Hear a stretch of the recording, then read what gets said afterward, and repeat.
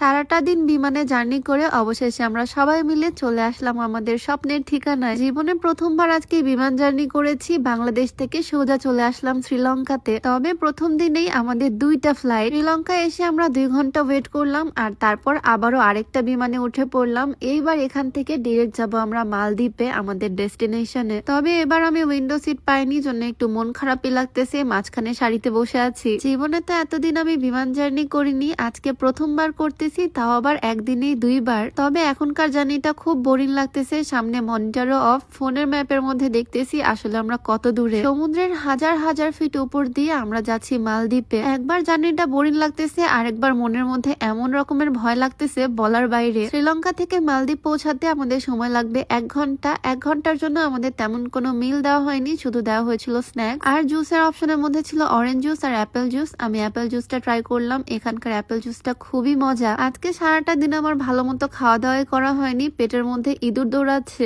এই জুস খেয়ে এখন পেটটাকে ঠান্ডা করতে হবে, কি আর করার। 1 ঘন্টা প্লেন জার্নি করার পর আমরা মালদ্বীপে চলে আসলাম। এখন আবার মালদ্বীপের ইমিগ্রেশন শেষ করতে হবে, তারপরে এখান থেকে আমরা যাব আমাদের হোটেলে। সেই ভোরবেলা উঠছি আজকে, আর তারপর থেকে একের পর এক জার্নি। অবস্থা একদম 12টা বেজে যাচ্ছে। ছোটবেলা শুনতাম জার্নি করলে নাকি মানুষজন শুকিয়ে যায়, এবার তো মনে হচ্ছে আমার 5 কেজি ওজন কমে যাবে। যাই হোক, মজা করতেছি। তবে একটা সিরিয়াস বিষয় বলি, ওজন কমাতে চাইলে এই হার্বাল স্লিমিংটি খেতে হবে, যেটা ওজন তো কমাবেই, সাথে গ্যাস্ট্রিকের সমস্যাটাও দূর করবে। এইটা বিউটি বাই লিম থেকে পাবা, পেজটা ডেসক্রিপশনে দিয়ে দিব, নাম্বারটাও স্ক্রিনে দিয়ে দেওয়া থাকবে। বাই দ্য ওয়ে, এয়ারপোর্টে আসার পর আমাদের ইমিগ্রেশন শেষ হলো, আর তারপর আমরা লাগেজটা রিসিভ করে নিলাম। আমরা এই ফার্স্ট টাইম দেশের বাইরে আসলাম। ইমিগ্রেশনে অনেক রকমের প্রশ্নই জিজ্ঞেস করলো, আমরা হানিমুনে আসলাম কিনা, আমরা টোটাল কতজন, কত টাকা নিয়ে আসছি, আর আমাদের হোটেল বুকিংও দেখাতে হয়েছে। সবকিছু কমপ্লিট। এখন আমাদের এয়ারপোর্ট থেকে বের হওয়ার পালা। বাট একটা জিনিস না হলে তো আমরা চলতেই পারবো না, সেটা হচ্ছে ইন্টারনেট। বাংলাদেশি সিম তো এখানে কাজ করবে না, তাই এখানে মালদ্বীপের একটা সিম কিনে নিলাম। তবে সিমের দাম দেখে তো আমার মাথায় ঘুরে যাচ্ছে।